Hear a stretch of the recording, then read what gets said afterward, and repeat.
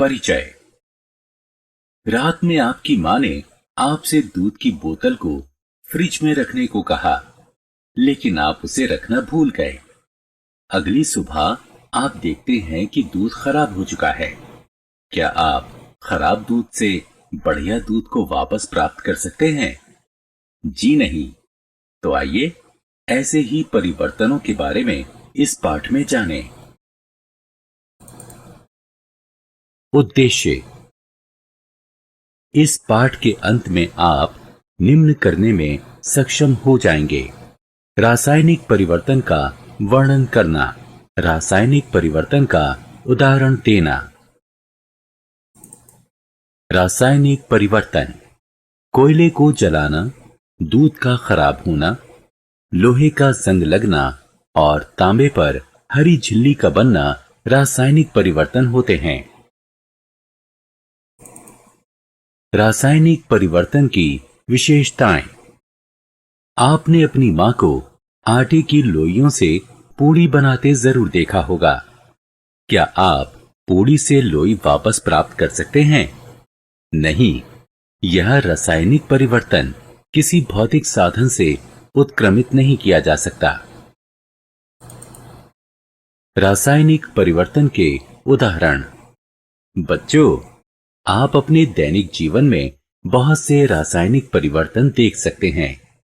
क्या आपने लोहे के गेट या पार्क में पड़ी लोहे की बेंच पर भूरे रंग की झिल्ली देखी है? इस भूरी झिल्ली को जंग कहते हैं और इस प्रक्रम को जंग लगना कहते हैं। इस जंग का रासायनिक नाम है आयरन ऑक्साइड। जंग से बचाव। जंग धीरे धीरे लोहे से बनी धातुओं को खत्म कर देता है। आपने देखा होगा कि खिड़की या बालकनी में लगी लोहे की जाली में रंग लगा होता है। ये लोहे को जंग लगने से बचाता है।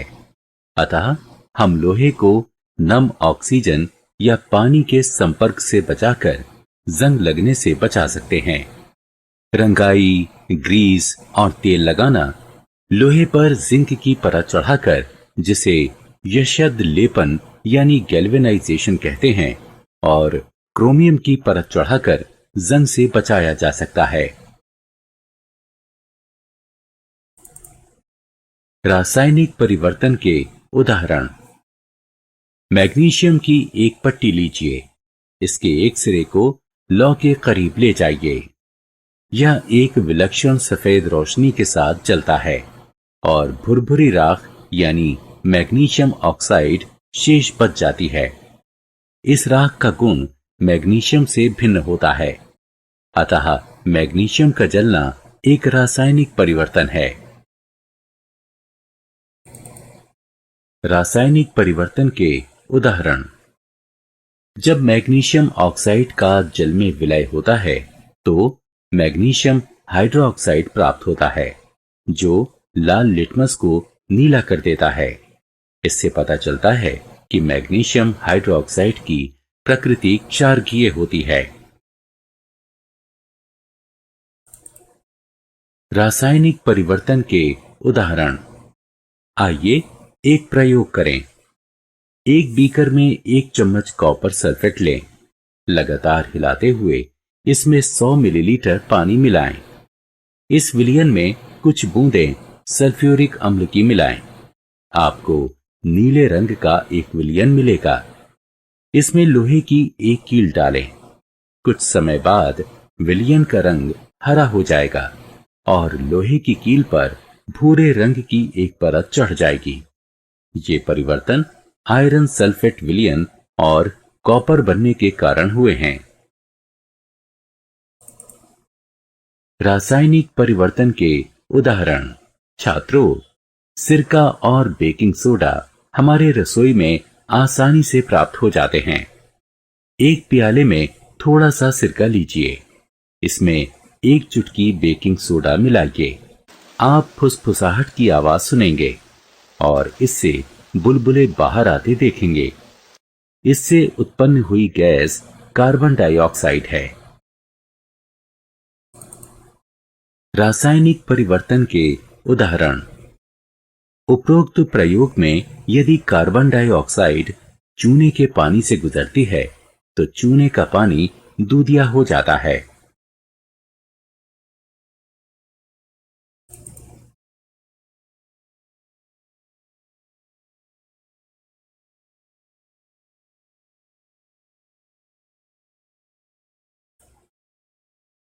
बहुत अच्छे।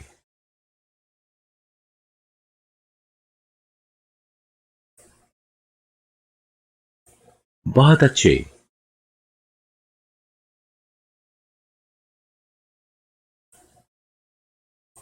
बहुत अच्छे।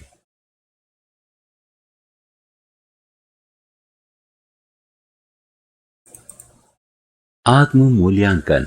संबंधित बॉक्स में सही उत्तर लगाएं।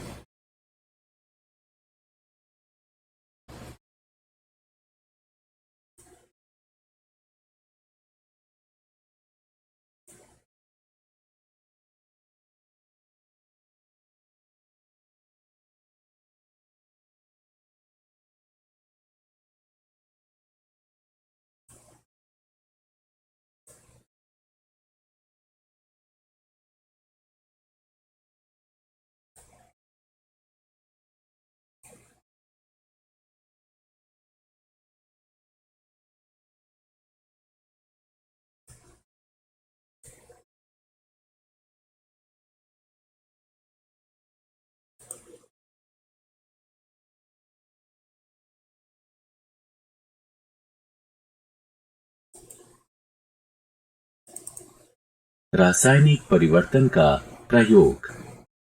छात्रों, क्या आप हमारे जीवन में रासायनिक परिवर्तन के महत्व को जानते हैं? ये अयस्क से धातु निकालने, दवाइयों के निर्माण, कृत्रिम और उपयोगी वस्तुएं जैसे साबुन और प्लास्टिक, फाइबर, खेती के लिए खाद और कीटनाशक में उपयोगी है। सारांश। आइए हमने जो कुछ सीखा है उसे संक्षेप में दोहराएं। रासायनिक परिवर्तन के दौरान नया पदार्थ बनता है जिसके गुण मूल पदार्थ से सर्वथा भिन्न होते हैं। लोहे का जंग लगना ऑक्सीजन और जल की उपस्थिति में होता है। जंग का रासायनिक नाम हाइड्रेटेड आयरन ऑक्साइड है। मैग्नीशियम ऑक्साइड का जल में विलय होने पर मैग्नीशियम हाइड्रोक्साइड का निर्माण होता है जिसकी प्रकृति क्षारकीय होती है। कार्बन डाइऑक्साइड चूने के पानी को दूधिया कर देता है। रासायनिक परिवर्तन दवाइयों, साबुन, खाद, कृत्रिम पदार्थ के निर्माण, अयस्क से धातु निकालने इत्यादि में उपयोगी होते हैं।